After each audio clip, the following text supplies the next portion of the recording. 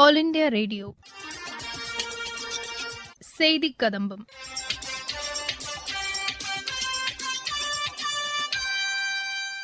இன்றைய செய்தி கதம்பத்தில் மத்திய அரசின் சமூக வலைதள பதிவுகள் மற்றும் மக்களவைத் தேர்தலில் திருச்சி மாவட்ட வாக்குப்பதிவு எந்திரங்களின் இருப்பு விவரங்கள், மாவட்ட தேர்தல் அலுவலர்களுக்கான பயிற்சி விவரங்கள், முதல் தலைமுறை வாக்காளர்கள் வாக்களிப்பதன் முக்கியத்துவம் குறித்து தெரிவிக்கும் கருத்துகள் உள்ளிட்டவை இடம்பெறுகின்றன. முதலில் மத்திய அரசின் சமூக வலைதள பதிவுகள். மின்னணு வாக்குப்பதிவு எந்திரங்கள் குறித்து தவறான செய்திகள் வெளியிடப்படுவதால் வாக்குப்பதிவு இயந்திரத்தின் செயல்பாடுகள் குறித்த முழு விவரங்களையும் பொதுமக்கள் eci.gov.in/evm_fake_new என்ற இணையதளத்தில் அறிந்து கொள்ளலாம் என தேர்தல் ஆணையம் கேட்டுக் கொண்டுள்ளது. 700க்கும் மேற்பட்ட தயாரிப்புகளை உள்ளடக்கிய தர கட்டுப்பாட்டு விவரங்களை மத்திய அரசு வெளியிட்டுள்ளது. நுகர்வோர் பொருட்களை வாங்குவதற்கு முன் தர குறியீட்டை சரிபார்க்க வேண்டும் என்றும் கேட்டுக் கொள்ளப்பட்டுள்ளது.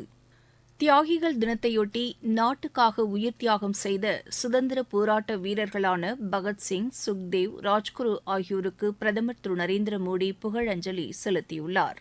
உலக வானிலை தினம் இன்று கடைபிடிக்கப்படுகிறது. இந்திய மற்றும் சர்வதேச சரக்கு போக்குவரத்துகளை பாதுகாப்பாக மேற்கொள்ளும் வகையில் P-81 கண்காணிப்பு விமானம் மற்றும் ட்ரோன்கள் உள்ளிட்டவற்றுடன் 10 போர்க்கப்பல்களை அரபிக்கடல் மற்றும் அதனை ஒட்டியுள்ள பகுதிகளில் நிலைநிறுத்தியுள்ளதாக இந்திய கடற்படை தெரிவித்துள்ளது.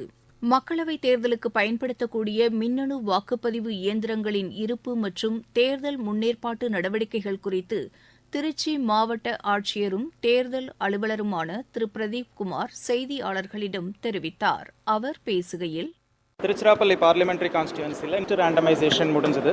இந்த ஃபஸ்ட்டு ரேண்டமைசேஷன் டிஸ்ட்ரிக்டில் இருக்கிற இந்த இவிஎம்ஸை தொகுதி வாரியாக கம்ப்யூட்டர் சிஸ்டம் மூலயமா ரேண்டமைஸ் பண்ணி அந்தந்த தொகுதியில் இருக்கிற ஸ்ட்ராங் ரூமுக்கு நம்ம அனுப்புவோம்.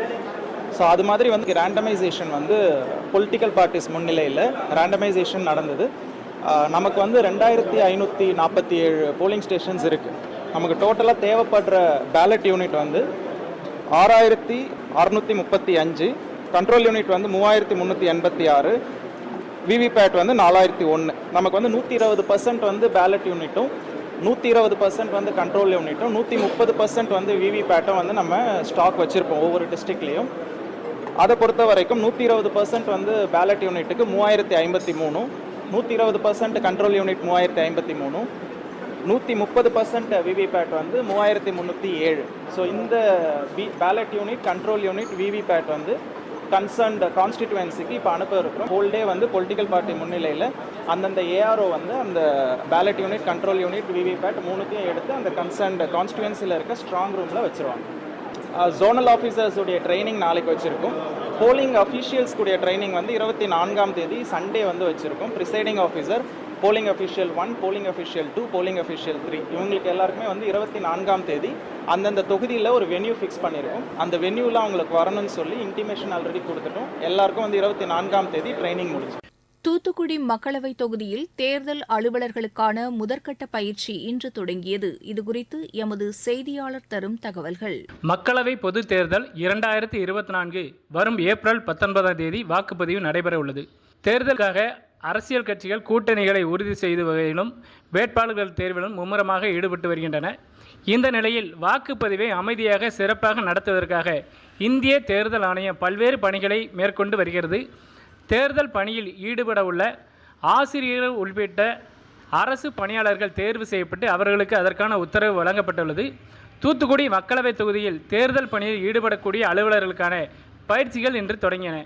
தூத்துக்குடி காமராஜ் கல்லூரியில் நடைபெற்று வரும் இந்த பயிற்சியை தூத்துக்குடி கோட்டாட்சியர் பிரபு, தூத்துக்குடி மாநகராட்சி ஆணையர் மதுபாலன் ஆகியோர் தொடங்கி வைத்தனர். 3 கட்டங்களாக பயிற்சிகள் வழங்கப்பட்டுள்ளன. முதற்கட்டமாக இன்று மக்களவை தொகுதி முழுவதும் தேர்தல் பணியில் ஈடுபட உள்ள அலுவலர்கள் இந்த பயிற்சியில் கலந்து கொண்டனர். முதலில் அவர்களுக்கு வாக்குப்பதிவு குறித்து பொதுவான விளக்கங்கள் அளிக்கப்பட்டது. அதனைத் தொடர்ந்து மின்னணு வாக்குப்பதிவு இயந்திரம், கட்டுப்பாட்டு இயந்திரம், யாருக்கு வாக்களித்தோம் என்பதை அறிந்து கொள்ள உதவும் விவிபேட் இயந்திரம் ஆகியவற்றின் செயல்பாடுகள் குறித்து முழுமையாக விளக்கப்பட்டது. பணியில் ஈடுபடக்கூடிய அலுவலர்கள் இதற்கு முன்பு பலமுறை தேர்தல் பணியில் ஈடுபட்டிருந்தாலும் ஒவ்வொரு தேர்தலையும் புதுமையானதாக கருதி முழு ஈடுபாட்டுடன் பணியாற்ற வேண்டும் என்று கேட்டுக்கொள்ளப்பட்டது. வாக்குப்பதிவிற்கு முந்தைய நாள் பணி, வாக்குப்பதிவு தினத்தன்று பணி, வாக்குப்பதிவிற்கு பிந்தைய பணி என 3 கட்டமாக அலுவலர்கள் இந்த பணியில் ஈடுபட வேண்டும்.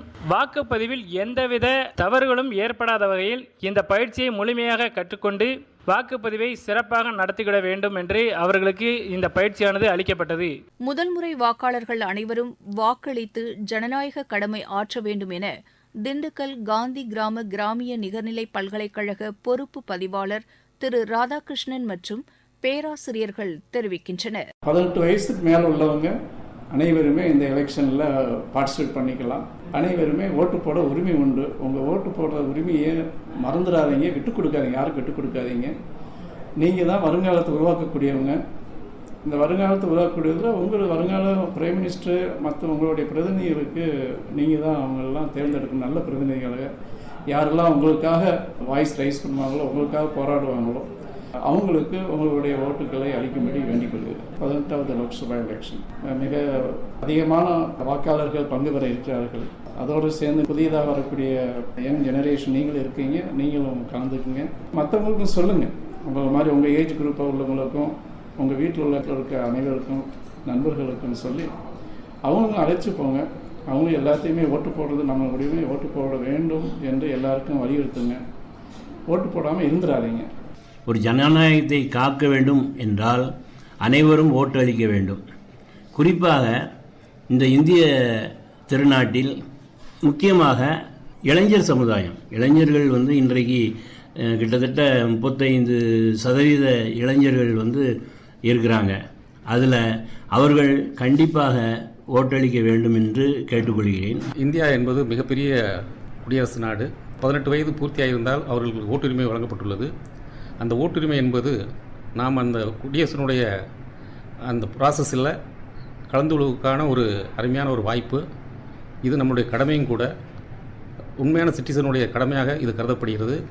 எனவே புதிய வாக்காளர்களாக, ஏற்கனவே வாக்காளர்களாக உள்ளவர்களும் புதிய வாக்காளர்களாக இருப்பவர்களும் கட்டாயம் நம்முடைய இந்திய குடிமகன் என்பதை உறுதி செய்யும் விதமாக நம்முடைய ஓட்டுரிமையை அளிக்க வேண்டும். ஓட்டுரிமை என்பது நமது கடமை. நமக்கு கொடுக்கப்பட்டுள்ள ஒரு இந்தியன் கான்ஸ்டிடியூஷன் கொடுக்கப்பட்டுள்ள ஒரு உரிமை என்பதை புரிந்து அனைவரும் ஓட்டளிக்குமாறு அன்புடன் கேட்டுக்கொள்கிறேன். மக்களவைத் தேர்தலில் வாக்களிக்க உள்ளது குறித்து முதல் தலைமுறை வாக்காளர்கள் தெரிவிக்கையில், என்னோட பேர் ஃபெபயால். இந்த வருஷம் 18வது பாராளுமன்ற தேர்தல் நடக்க போகுது. அதில் வாக்களிக்கிறதுல நான் ரொம்ப ப்ரௌடாக ஃபீல் பண்ணுறேன். இதான் ஃபஸ்ட் டைம் நான் வாக்களிக்க போகிறேன். நம்ம நாட்டோட எதிர்காலத்தை நம்ம தேர்ந்தெடுக்கிறது நம்மளோட கடமை. நான் ரொம்ப பெருமையாக நினைக்கிறேன். மாணவர்கள் எல்லாருமே முன் ஓட்டு போடணும்.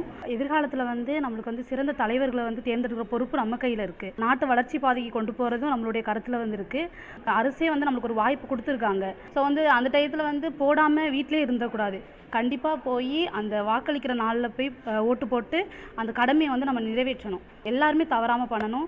ஸோ நானும் ஓட்டு போடுறது ரொம்ப ப்ரௌடாக ஃபீல் பண்ணுறேன். கண்டிப்பாக நம்ம நாட்டோட வளர்ச்சிக்கு யார் நல்லா பண்ணுவாங்களோ அவங்களுக்கு நான் கண்டிப்பாக போடுவேன். என்னோட பேர் கிரேனா. 18வது பாராளுமன்ற தேர்தலில் நான் இந்த தடவை ஃபஸ்ட் டைம் நான் ஓட் பண்ண போகிறேன்.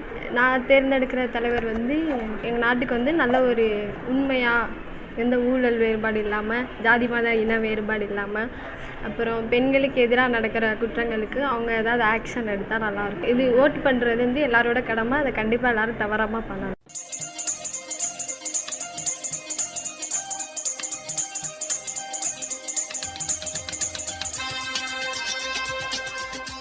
இத்துடன் இன்றைய செய்திக் கதம்பம் நிறைவு பெறுகிறது.